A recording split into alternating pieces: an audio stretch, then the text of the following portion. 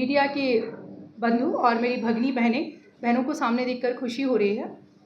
सर्वप्रथम ये समझने की आवश्यकता है कि सांसद पप्पू यादव जी के बयान से मैं किंचित भी आश्चर्यचकित नहीं हूँ।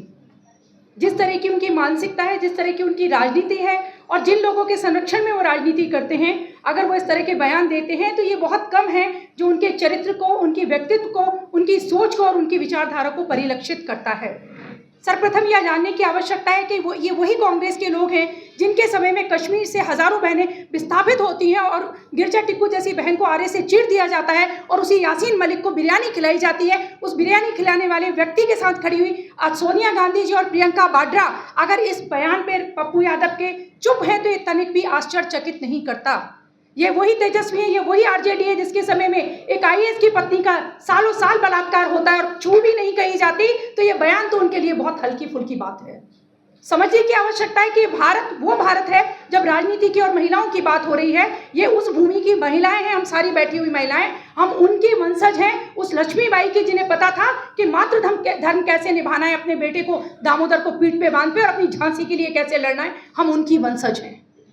हम उन नायिका देवी की वंशज हैं कि उन्हें पता था कि गुजरात को कैसे मुगलों से बचाना है।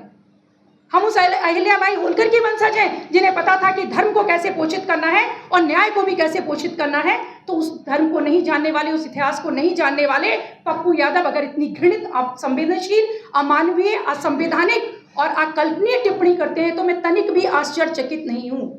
और जहाँ तक उनकी क्षमा मांगने की बात है, वो इसलिए क्षमा नहीं मांगेंगे, परंतु हम सारी बहनें उसके विरुद्ध लगातार खड़ी रहेंगी। वो क्षमा इसलिए नहीं मांगेंगे कि उन्होंने बेहोशी में या किसी नासमझी में ये बयान नहीं दिया है।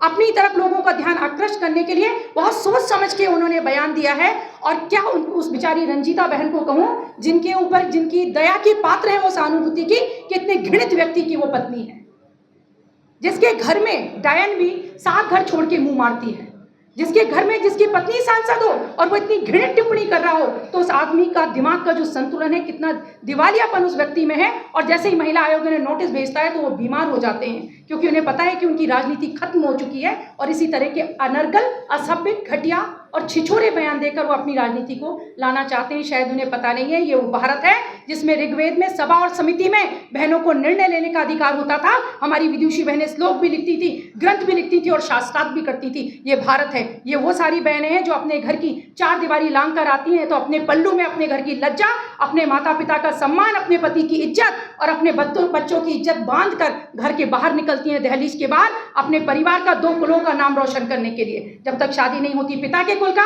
और शादी होने के बाद अपने पति, पिता और ससुर के कुल का सम्मान करने के लिए हम सड़कों पर जाते हैं, हम अपने छोटे बच्चों को घर में छोड़कर आते हैं, भागते दौड़ के आते हैं। हमारी बहन अभी लखनऊ से चलकर आई है बाई रोड, संगीता जी कहीं और से आई है, मैं कहीं और से, मैथिली कहीं और से आई है, अनामिका कहीं और से। तो मुझे लगता है एक आखिरी लाइन कहूंगी कि पप्पू यादव जी का ये जो बयान है वो अपना व्यक्तिगत अनुभव शेयर कर रहे हैं। उन्होंने जो बयान दिया है, कहते हैं कि चोर को सब चोर और साधु को सब साधु दिखते हैं, तो शायद उनका व्यक्तिगत अनुभव जीवन में ऐसा रहा हो। मैं रंजीता जी को तो कुछ नहीं कहूंगी, वो नारी है, हमारी बहन है, पर मैं उनको कहूंगी, पप्पू जी को, कि अपना व्यक्तिगत अनुभव कृपया सार्वजनिक रूप से शेयर ना करें और सबको उसमें ना लपेटें। नहीं तो हम सारी की सारी जो बहनें हैं, हमें आता है, हमें पता है, हम लक्ष्मीबाई की वंशज हैं, हमें पता है कि दोनों हाथों में तलवार लेके और घोड़े की लगाम को मुंह में कस के कैसे तलवारों से सर कत्ल किए जाते हैं, उनके जैसे लोगों के, उनके जैसे सभी लोगों के। धन्यवाद। ये भारतीय जनता पार्टी, एनडीए गठबंधन, हम सभ्य लोग हैं, हम अनुशासित लोग हैं। जैसा कि शेषी अभी कह रही थी मेरी छोटी बहन, हम लोग सभ्य और अनुशासित लोग हैं। हमें लगा कि एक मनुष्य होने के नाते, मुझे लगता है मनुष्यता से वो पशुता की, मनुष्यता से अपने जो पप्पू यादव है वो पशुता की तरफ अग्रसर हो रहे हैं। आज जिस तरह से उन्होंने दोबारा उस बयान को रिपीट किया, इसका अर्थ है, आप बहुत सारे के सारे बुद्धिजीवी लोग हैं इस बात को समझते हैं कि वो इस तरफ वो अपनी तरफ ध्यान आकर्षित करना चाहते हैं और फिर उनका इरादा है कि कोई फिर एक तमाशा होना चाहिए, फिर वो बीमार होंगे, फिर वो गिरेंगे और फिर वो बताएंगे कि सरकार की ज्यादतियाँ उनके ऊपर कितनी ज़्यादा हो रही हैं। वो इसलिए सारा का सारा प्रोपेगेंडा क्रिएट कर रहे हैं। और निस्संदेह, जैसे हमारे बड़े भैया ने अभी पूछा कि अगर वो अपनी हद को, जब भी सीमा को पार करेंगे और हम भारतीय नारी, हम एनडीए की बहनें, जब लगेगा भारतीय जनता पार्टी की हमारी बहनों को कि वो सीमा से ज़्यादा हो गया है, तो फिर मानकर चलिए कि सजा तो तय है। जी,